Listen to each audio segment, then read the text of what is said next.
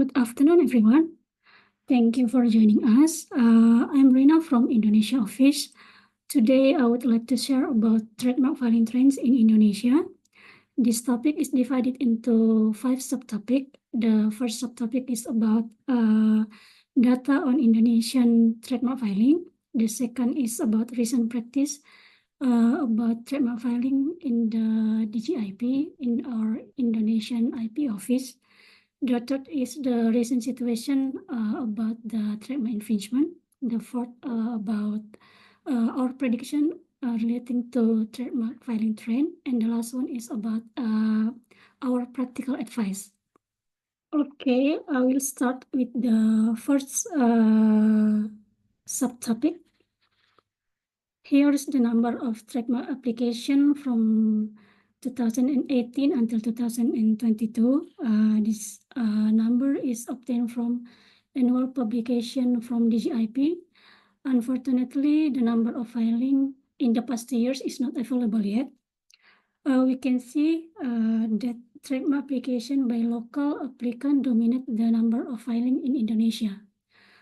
From this chart, we also can see that there is significant increase in the application through Madrid. At the beginning, Indonesia joined Madrid. There were only 4 international registration addressed to Indonesia through Madrid.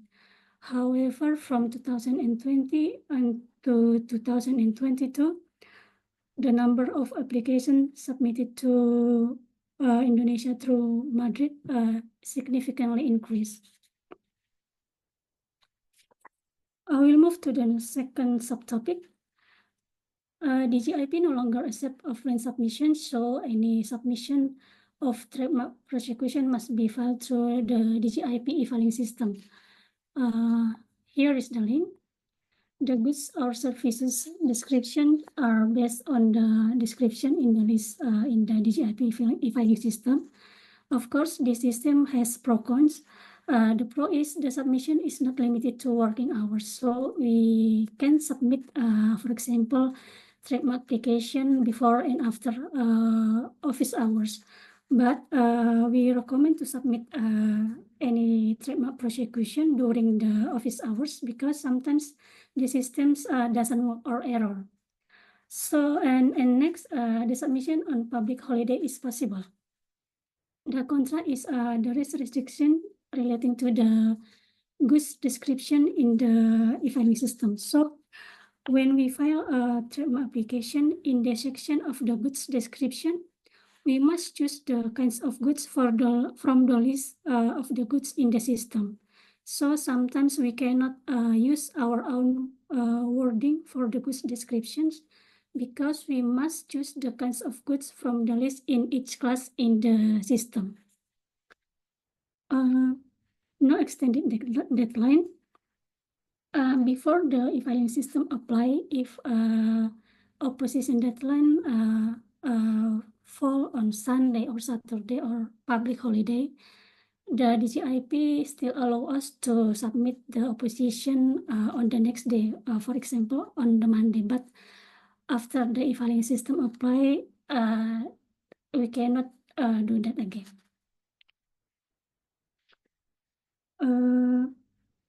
In terms of registration, the time frame from filing to registration can take less than a year. From what we see, the application process to registration usually takes about 10 months for smooth cases.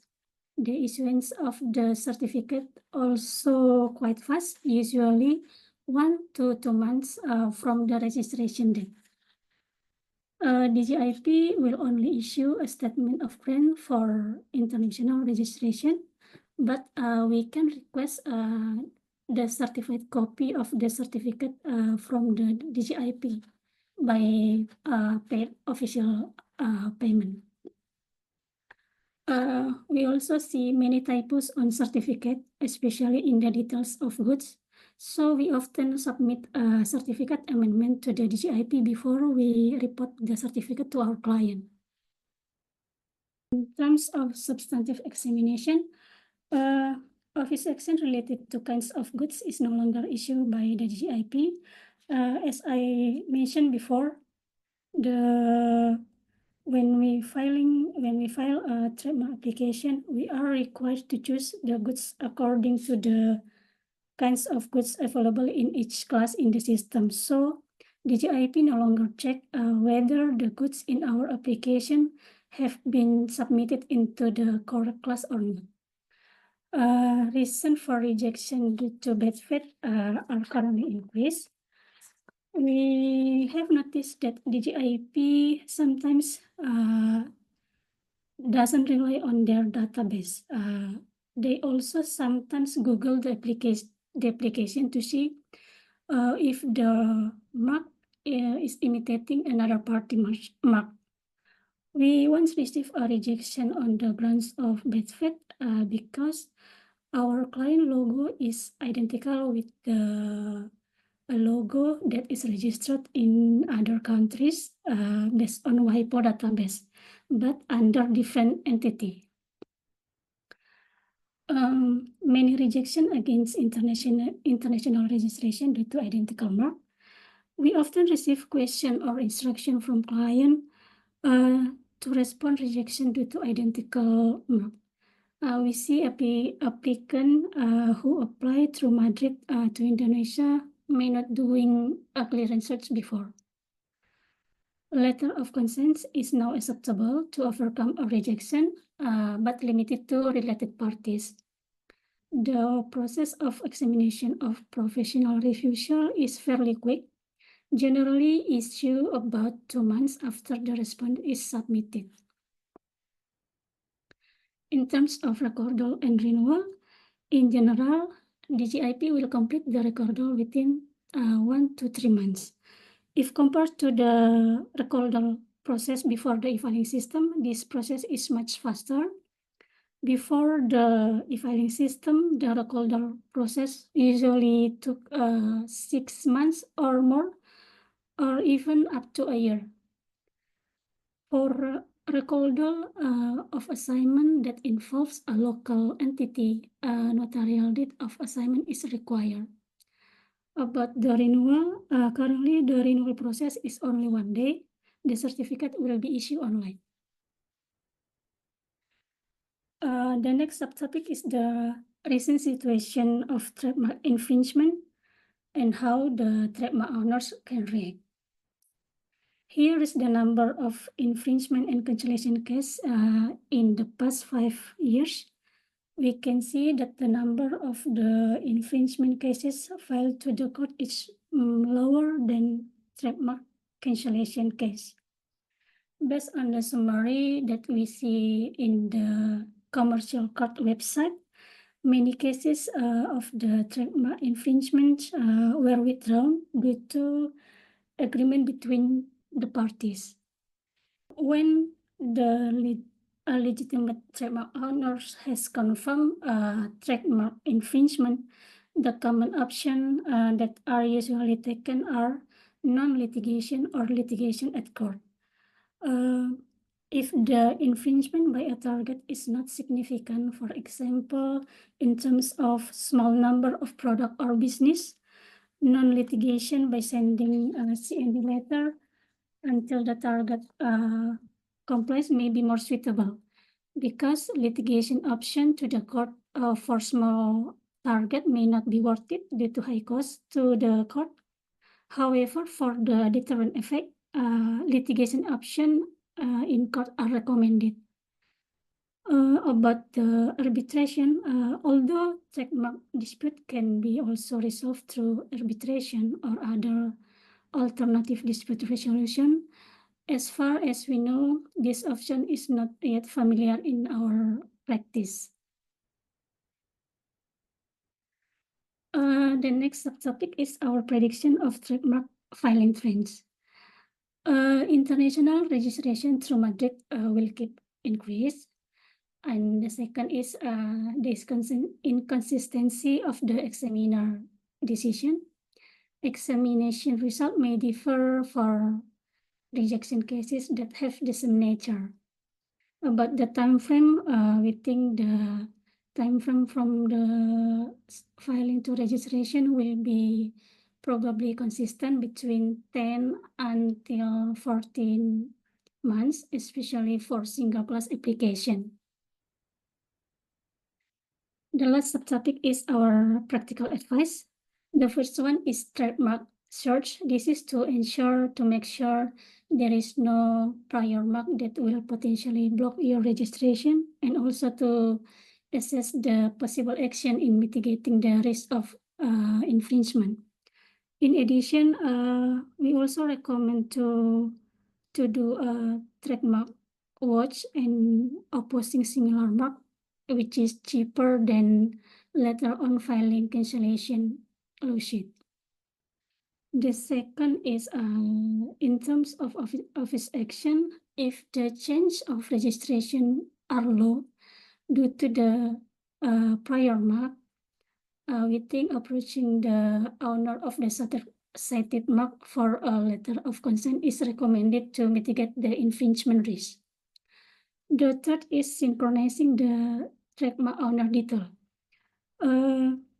If you already have a registered mark and then file a new similar mark, but under different entity, for example, under your affiliate, DGIP will refuse the new mark.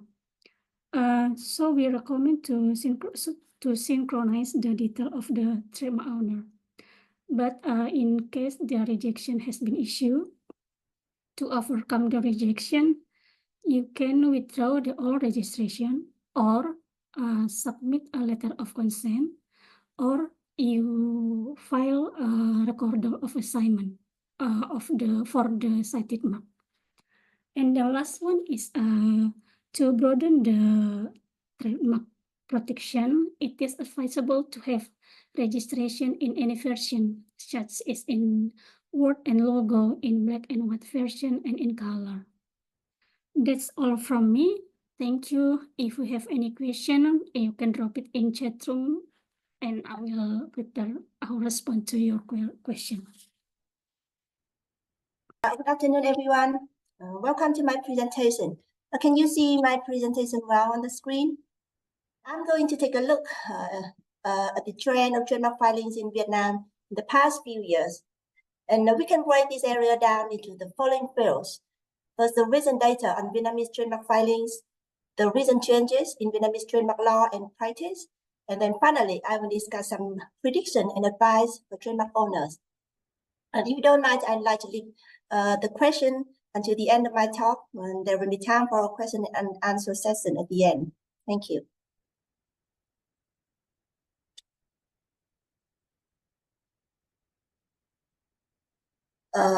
First of all, I'd like to give you an overview of data on Vietnamese trademark filings recently. According to an analysis of ASEAN trademark database, 85% of active trademarks in ASEAN are concentrated in only 4 jurisdictions, and 5 from 2012 to 2022. As you can see in the chart, Vietnam ranks 4th in the number of trademark filings in Southeast Asia, after Indonesia, Malaysia, and Thailand. And among these reasons, Vietnam saw the greatest growth in filing activity, with both countries registering an almost 70% increase of trademark file over the decade. And Vietnam were among the only 3 countries in ASEAN to see an increase in filing activity during the COVID-19. And that is a very good news. Unlike some neighbor countries like Laos or Cambodia, there are more domestic applicants than foreign applicants in Vietnam. And the decline in filing activity during the pandemic coincided with a drop of applications in 2021. However, in 2022 brought about new records for domestic filing in Vietnam, with about 56,000 applications. And while the international trademark filings have been on the rise, the local filings continues to account to the majority, as you can see. And here you can see in the pie chart, the key sectors of application are agriculture, including coffee, tea, or foodstuffs, and then pharmaceutical, healthcare, and business services dominated the filings.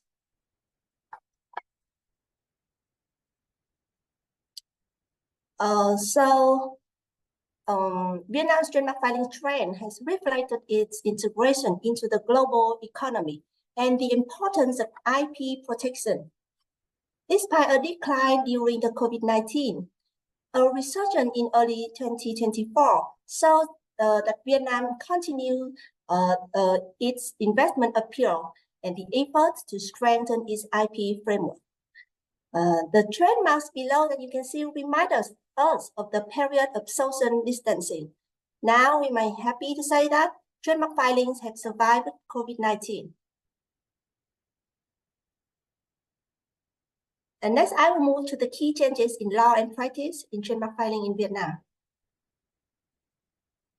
Here, I have summarized some key changes in the trademark law. The IP law of Vietnam has been revised in 2022, and one of the most important factors is the registration of sound marks. So the sound mark protection is a significant change in the revised IP law. And however, to be registered, sound marks must include a sound file and it's presented in graphic presentation. And this development aligns Vietnam with the international treaties like the EVFTA and CPTPP, and it provides businesses with better tools to protect their IP rights in Vietnam. Another key point of the change in the trademark law is the time for the IP office to consider the expired previous cited mark has been shortened from 5 years to 3 years. Previously, the prior IP law stated that the trademark could be refused if it was identical or similar to a prior trademark that had expired in less than 5 years. However, this 5 years period was deemed too long and is inadequate for current needs. So recognizing this issue, the current revised IP law has shortened this period to less than 3 years. So, so as to better align with the current economic context.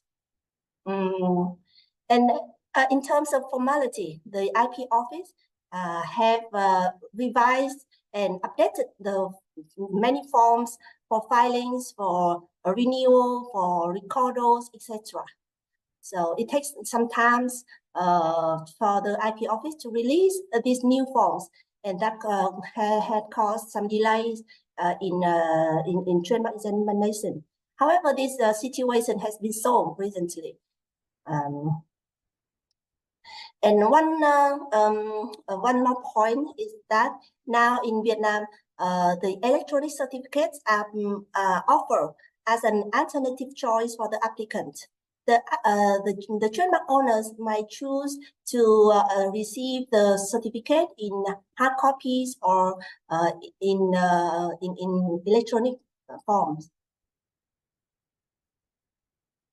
Next, I will move to the changes in the filing and examination practice at the IP office. Is it noted that different to Indonesia, the online filing system of the IP office of Vietnam has stopped working. The application must be filed directly at the IP office. And the application backlogs at the IP office remains a significant issue in Vietnam. And however, recently we see some improvement. The trademark department has confirmed that and we have received some soft copies of notifications sent through emails, and before the IP office mailing the original to us. So this progressive step has enhanced the communication with the applicants and IP agents. And with these changes, the estimated registration period for a trademark may be, for a straightforward case, may be shortened. about 18 to 20 months. And one more good news is that we have seen that more open and receptive opinions of examiners in assessing similarities and distinctiveness of trademarks. In the past, the IP office is quite hesitant to overturn their opinions. Even in some cases, we have strong argument. The IP office is very hesitant to issue an opposite decision. However, recently we have seen many favorable, successful decisions from the IP office, which means that they are open to hear from applicants and IP agents. Yes, here are some examples. These are some recent successful registration after arguments against the refusal based on similarities between the marks. In the first case is camel wave, and the cited mark is camel. Both are registered for cigarettes and tobaccos in class 34. And in this case, we argued that the pending trademark is different from the cited mark in terms of structure, overall impression, meaning, and pronunciation. And then we argue that the prior mark camel of the same applicant has been registered for goods in class 34, and the IP office has accepted for coexistence of these marks without any refusal. So the IP office should also accept for coexistence of the applied mark camel wave, the same applicant. We also highlighted that the pending trademark has been protected in many and coexist with the cited mark in many countries around the world without being refused. And the IP office has accepted our arguments and agree to grant protection for the applied mark camel wave. And in the case 2, rely on and Rion. And in this case, our main arguments are the applied mark is capable of distinguishing from the prior trademark in terms of mark appearance, structure, and the goods thereunder. Because that's in this case, the rely on mark is and the cited mark are all registered for goods in class 5. However, the applied mark is applied for the preparation for animals. However, the cited mark has been registered for pharmaceutical preparation, which is aimed at human. So we argue on the difference between the goods and the goods standard. We also argue that the IP office has allowed the coexistence of many pairs of trademarks with a higher or equal degree of similarity than the applied mark and the cited trademark. For example, the OptiRite and OptiWay, OptiSlim and OptiSkin, Sorana and Sorava, for example. So, and this is another successful case where the IP office agree with our arguments and grant protection for the applied mark. Here are some improvement in the IP office opinion regarding distinctiveness of the mark. In the past, there was very difficult to argue against distinctiveness of the mark, and the applicants should prove the secondary meaning of the mark to get it registered. However, in these cases, we didn't prove that the marks are well known or have acquired a secondary meaning. We just argue against the merits of the refusal, and both cases are successful. In the compressor case, the IP office refused it because they consider compressor is a common name of goods and descriptive or might be mislead the consumer of the goods bearing the mark. However, we have argued by removing the direct goods such as electric compressor from the list of goods, while we maintain the other electric machine. And we also argue that the trademark is not descriptive or misleading, because in the compressor is a meaningless word. There's no meaning in English or Vietnamese dictionary. Also, compressor is a meaningful word in German. We argue that German is uncommon language in Vietnam.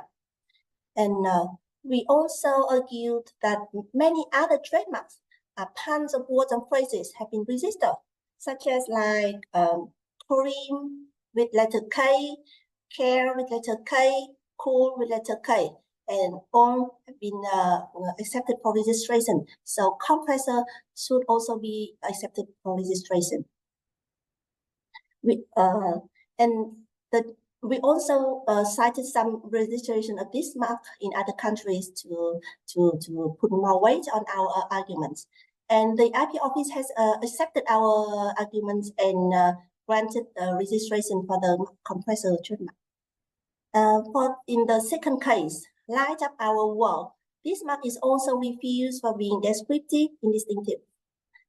This mark is registered for television, computers, smartphones, and display, etc. in class 9. And for this case, we also argue that the trademark is inherently distinctive because light up your world is a vague and ambiguous phrase. It doesn't directly describe any characteristic or of the goods bearing the mark. And we also cited that the IP office has approved various trademarks with the word light for goods in class 9, such as see the world in new light, new life, happy light, for example, etc. And then our argument were successful, and Light Up Your World trademark has been registered. And in this slide, I will outline some recent infringement situation. As we can witness, the infringements are more delicate. Like in the past, the infringer often choose the exact trademark and file it with the IP office to enjoy free ride.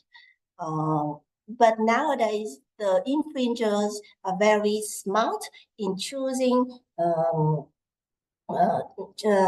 trademark just similar to the prior marks of the true owners. Like in the Marlboro case, the applicant had intentionally choose a mark quite similar with the prior well-known tobacco brand, but it removed some letters to seek for registration, and so an opposition must be filed against this mark. And in the second case, that is the AD and AG stylization. This is the same similar situation where the mark presentations are very similar. However, and the goods are also in class 9. However, the applicant has choose the specific goods that is different from the electric goods in class 9. Both are in class 9, but glasses might be considered different from the electric goods. So it's a very tricky case, and we don't know if an opposition can be successful in this case. This shows that the infringement are more and more delicate, and the trademark owners must be more cautious in protecting their IP rights. And we can see that with the growth of e-commerce and social media, the trademark owners must adapt their enforcement strategy to address infringement that occur in the online space. We have seen that the increasing cases of online trademark infringements, especially on e-commerce platforms like Shopee and Lazada and Tilleke, etc. In the Saputo and Saputo range case, there is the trademark owners has owned the trademark Saputo for dairy products, and then they found that Facebook page named Saputo Ranch advertise and sell dairy products as well. And to tackle this infringement, we emphasize and we have sent the report and notice to Facebook, and in which we emphasize that the adverse parties' use of the mark Saputo range on their Facebook page has constituted a trademark infringement. And we request Facebook to remove and take down the Facebook page Saputo range that is infringing a trademark right. And additionally, the fight for valuable domain names continue to be significant concern for trademark owner. There are emerging trends include the rise of new top-level domains and the need for the action against cyber squatting. And however, to fight trademark infringement on online environment is very difficult. And one of the difficulties come from how to chase the infringer. It is much more difficult than for physical infringement. And there are still many unclear questions, and the situation has not been solved regarding the infringement situation recently. Some most common questions are whether the mere reproduction of a trademark in metaverse will constitute an infringement. Like a mere reproduction of a trademark in metaverse by an avatar won't necessarily satisfy those criteria. Just as wearing a t-shirt with a third party's logo, it wouldn't constitute an infringement in the real world. Whether a trademark used merely on a website with an international domain name like .com, .net, with the language used not in Vietnamese, for example, entirely in English, is such use considered infringement in Vietnam? There is not yet any clear answer. And then I move on to the prediction and advice for trademark owners in Vietnam. As the data show in my first slides, we see the stability and growth in trademark filings. And after 3 years of decrease in trademark filings during the COVID-19, from 2023, we've seen a return to the stability and growth of trademark filing and registration. And the overall data indicates a positive trend from this year onwards. And now the report shows that the return of the pre-pandemic stable growth models has come back.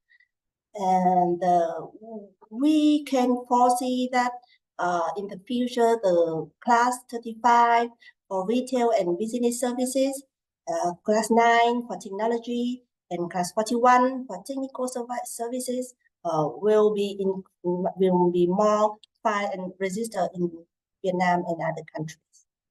One of the another prediction is that the AI generated trademarks.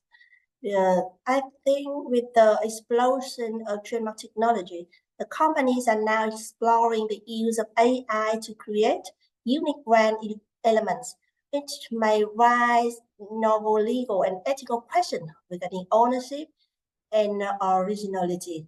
And then maybe ownership and originality may not a key factor for trademarks, but rather for copyright. But however, AI-generated trademark will may be on the trend in the future.